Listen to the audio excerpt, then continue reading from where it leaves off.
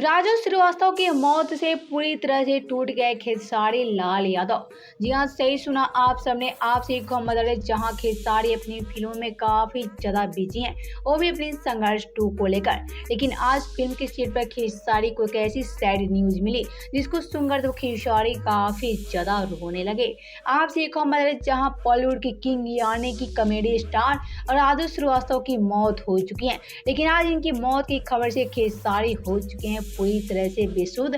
आपसे एक हम बता रहे, खेसारी को लगा है बड़ा झटका, क्योंकि राजू श्रीवास्तव के मौत से खेसारी पूरी तरह से बेहाल हो चुके हैं। आपसे एक हम बता रहे, राजू श्रीवास्तव को खेसारी काफी ज्यादा पसंद करते थे, लेकिन आज अचानक इनकी मौत ने खेसारी को झकझोर के रख दिया है। आपसे एक हम बता रहे, खेसारी इनकी मौत से काफी ज्यादा बेचैन हो चुके हैं और ऐसे में खेसारी को समझ नहीं आ रही है खेसारी करे तो क्या करे।